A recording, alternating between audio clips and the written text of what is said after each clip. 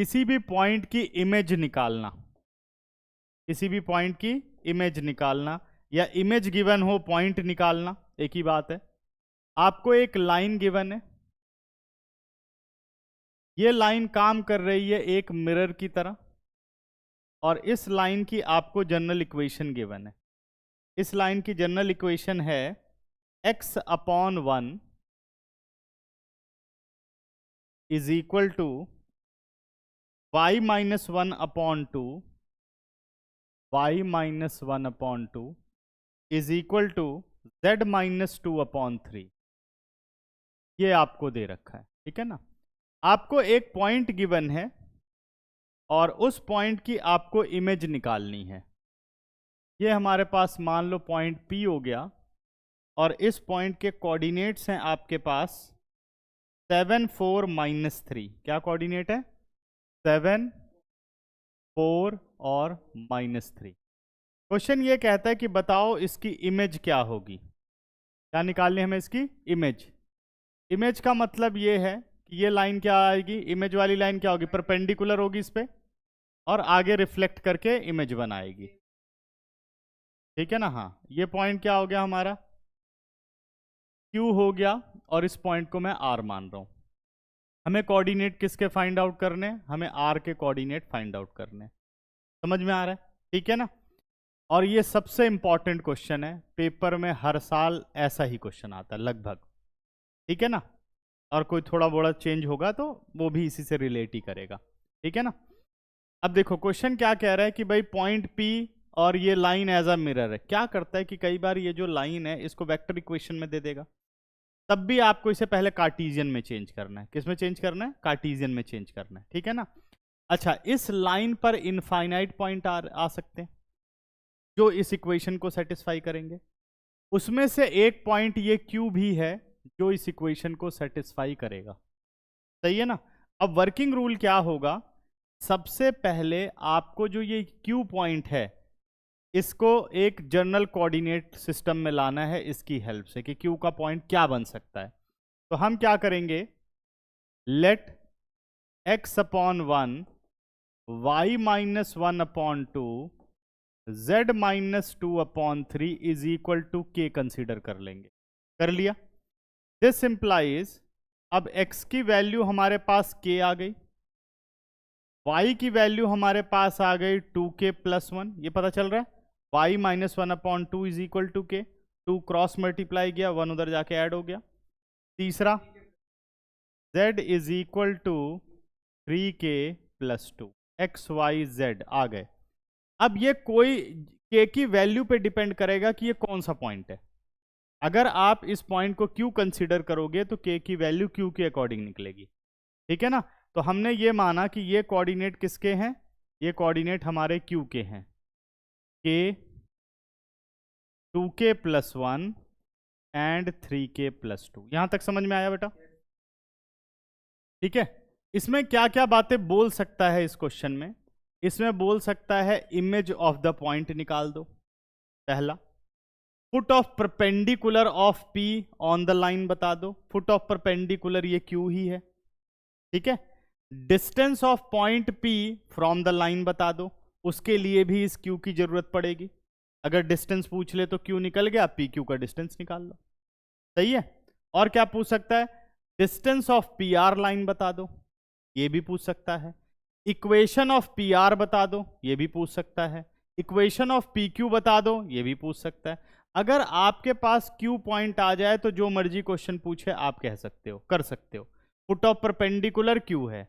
तो इस क्वेश्चन में हमेशा याद रखना है कि जब भी ऐसा क्वेश्चन आए तो सबसे पहला काम है Q को फाइंड आउट करना।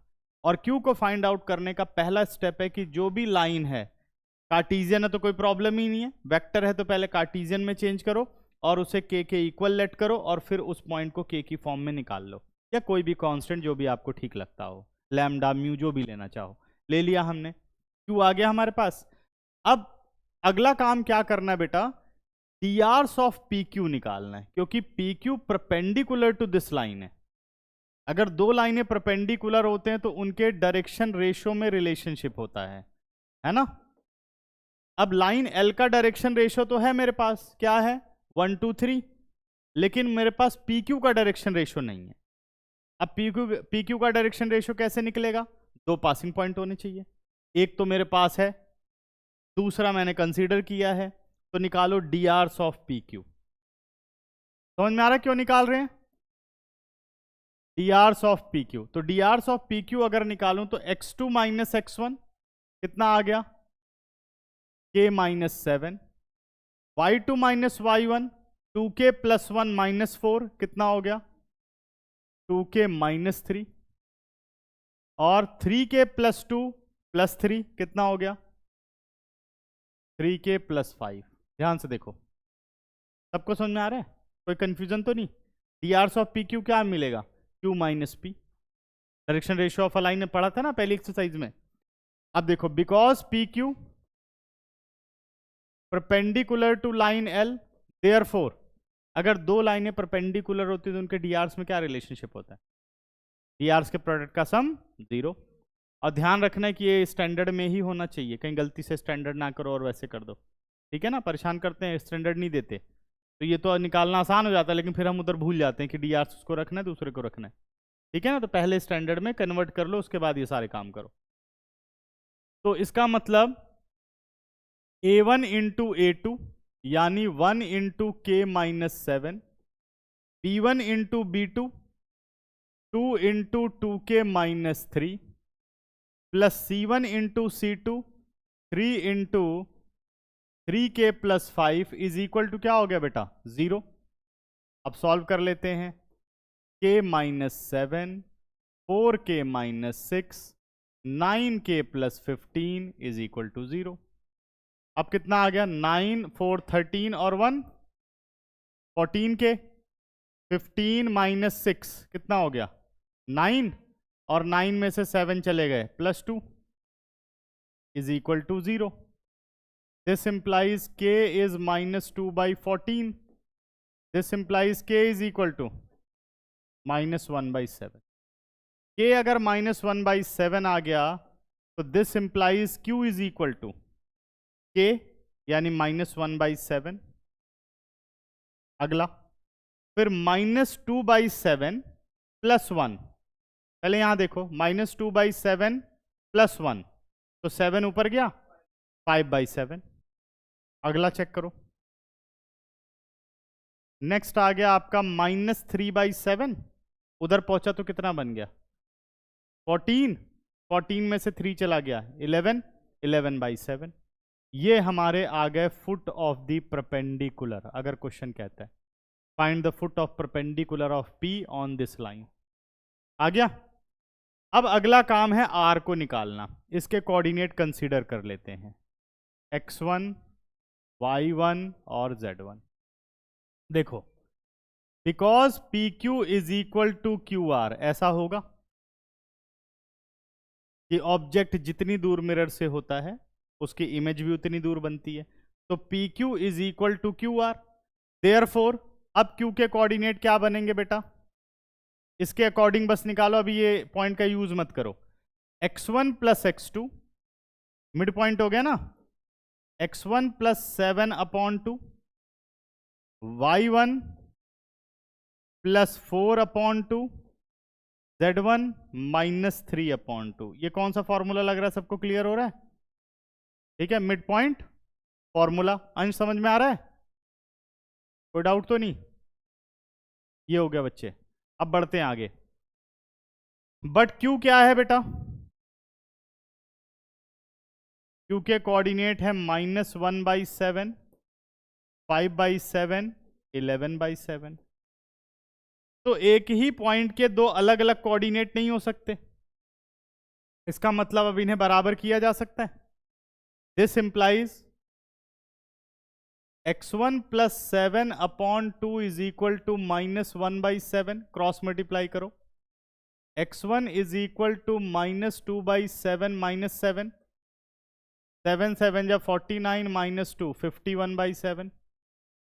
ठीक है, उसके बाद है y1 plus 4 upon 2 is equal to 5 by 7, तो y1 कितना आ गया? 10 बाई 7 माइनस 4, 28 माइनस 10 -18/7।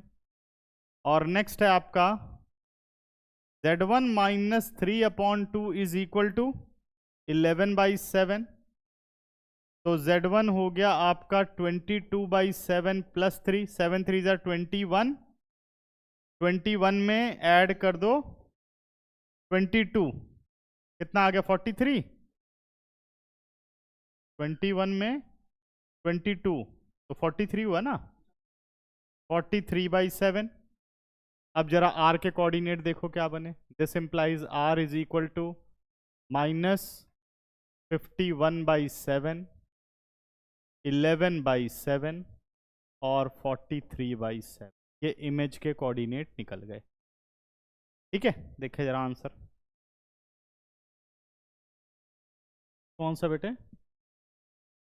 अच्छा y1 को गलत लिख दिया, 11/7 लिख दिया, निकाला तो 18/7 ही है, -18/7।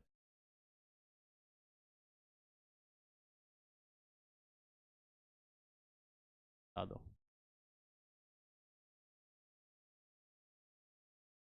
r के कोऑर्डिनेट क्या है। x1 कितना आया हमारा 51/7, y1 बेटा 18/7 और Z1 43/7। चेक करिए, देखें आ रहा है।